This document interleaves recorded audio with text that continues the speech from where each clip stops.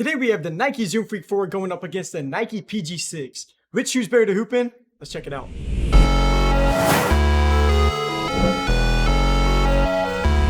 Welcome back to our channel. Today we're going to break down the performance side for both of these shoes by just checking out like the cushion, the support, the traction, different stuff like that. But before we dive in, I'll go ahead and knock out some of the basic info first. So the Zoom Freak 4 retails for $130. These did get an increase in price. That is going to be $10 higher than last year's model. And the PG6 is Nike's cheapest shoe, actually retailing for $110. And I just love that about PG's line. It's been so affordable so far. But taking a quick look at each model, I really do like the changes it came to this year's Zoom Freak 4. Aside from them losing the strap that was on the Zoom Freak 3s, I was kind of sad, to see that go. But the reverse swoosh is going to be running up the side of the shoe, and I think that looks really sick. And they made it like a lot bigger on this year's model too compared to these Zoom Freak 3s. And that like reverse swoosh has now shown up on 3 of his 4 shoes from Giannis's shoe line so far. So like Nike even puts in the description like the product details for this year's shoe that like it's going to be a signature of like the Zoom Freak line, that reverse swoosh is. So I mean, honestly, I've always been rocking with that setup, so I'm here for it. But I mean, just to hit on a few more spots for this model, along the heel you're going to see some Freak text that's kind of like up around the collar, and these shoes have some ridges built into the midsole. They look pretty cool.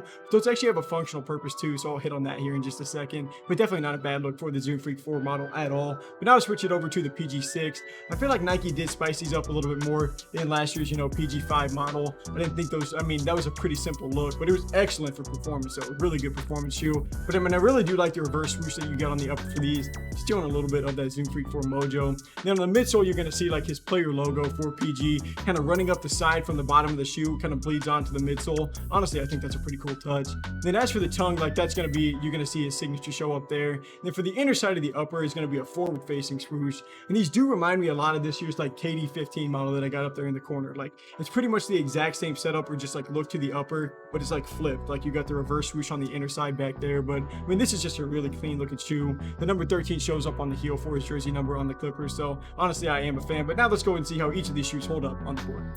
So now getting into more of the materials and the performance side, and starting off with the cushioning, we do have 2 different setups today, so I'll kind of give you the layout first. The Zoom Freak 4 uses a lightweight midsole that's hollowed out in the forefoot, and that's where you have 2 Zoom Air units positioned at, and that allows the Zoom Air units to compress under the weight, then also expand to give you good energy return. And honestly, not much change between the Zoom Freak 3s to this year's, Zoom Freak 4 model, just like with how it was put together. And then for the PG6, these moved off of last year's design, and now you're going to have some Nike React technology in the midsole, and that's just a lightweight and durable foam that's meant to deliver a responsive feel. So comparing the 2 shoes, I mean, pretty much like the Zoom Freak 4 says and just like describes in the description there for the product details, those Zoom Air units are going to show up in the forefoot, and that is where most of the cushioning comes from on this shoe. It feels pretty good, but I mean, I wouldn't call them great. And it is virtually like the same exact setup from the Zoom Freak 3s, what they were using last year. And I wasn't super impressed with the Zoom Freak 3s either. So I was kind of hoping that Nike might change it up, and they did. The heel's just, not super padded. I just wish they, had a little bit more focus in that back section, but the front's, not all that great either. But I mean, for the PG6, I mean, between the 2 models, this is going to be more of a balanced feel. You don't have like extra padding in the forefoot or in the heel. Like it's got the same feel throughout the entire shoe. And these aren't quite as soft as the memory foam that was used in the PG5s last year, but they still give you a more padded feel than the Zoom Freak 4. Like the sock liner is really plush, and just that's going to add to the comfort, just enhance that a little bit more in general. So I did like that. But neither shoe is going to have a lot of spring. Like you don't get a lot of bounce. But using our durometer to check out the midsole, the React foam in the midsole for the PG6 has a pretty soft reading at 33.5. The Zoom Freak 4 is going to be a little bit more stiff than that, reading in at a 36, but still not a major difference there. But between the 2, I do feel like I do like the PG6 a little bit more. But if you like more of a top heavy cushioning setup, the Zoom Freak 4 might be worth a try.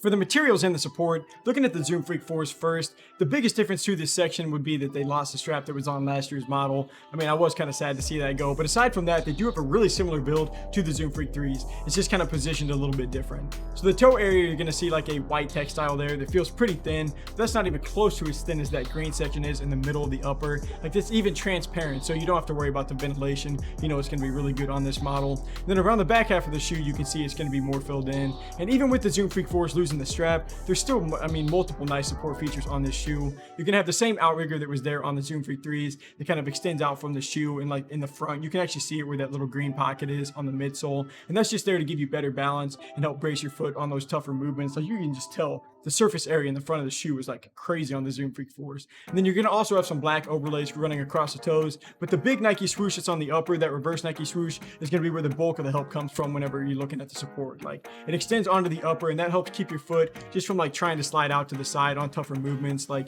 you're also going to have a nice heel counter along the backside with these, so really nice support features on the Zoom Freak 4. But now switching it over to look at the PG6, these are going to have a mesh upper that helps keep these, you know, super lightweight and breathable.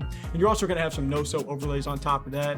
And honestly, it's kind of tough to see on this colorway. I should have gone with something other than like an all black color scheme. But I mean, on the toe, you're going to have like a different textile or a different texture that's being used in the middle portion. Same thing with the heel. Like around the ankle, you're going to get more of a plush feel. And I mean, these things are $110, so they don't feel cheap, but at the same time, you're not going to see anything premium kind of going on there. But as for the support, the PG5s had an outrigger that was there to help brace your foot, kind of similar to the Zoom Freak 4s.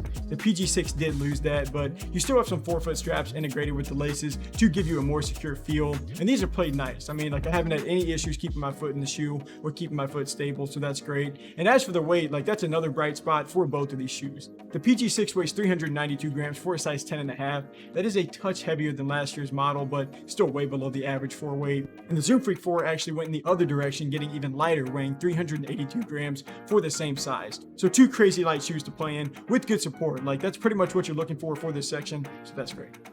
To finish off with traction, once again, I'll kind of start off by laying out the patterns first. So the Zoom Freak 4 went with a computer-generated outsole that is meant to give you multi-directional traction in a pattern that resembles a topographical map. And the whole purpose of this traction-like pattern is to help optimize ground contact and just give you better change of direction opportunities. And then now for the PG6, these are going to have a rubber outsole that is meant to provide multi-directional traction just to help you stay in control. And you can pretty much see, like, these just have some circles and some lines going on as the pattern. And I mean, the Zoom Freak 4, they did use the same exact, you know, kind of idea and pattern as last year's model. And I haven't been overly impressed with like how Giannis's line has been doing for traction. Like, it's not terrible, but it's just definitely not great either. But PG's line has been really solid for traction over the last few years now, and the PG6 does continue to carry the torch. Like, I feel like the PG5s maybe had a little bit more bite last year, but I just don't have anything bad to say about this year's model. They do feel pretty good. And then to finish off with sizing, the PG6 is going to run a little bit longer just for the length of the shoe compared to the Zoom Freak 4, but neither shoe is going to be narrow, so you don't have to worry about that. But you can just tell by looking at the bottom of these shoes, the Zoom Freak 4 is going to be a little bit wider in the forefoot, so keep that in mind.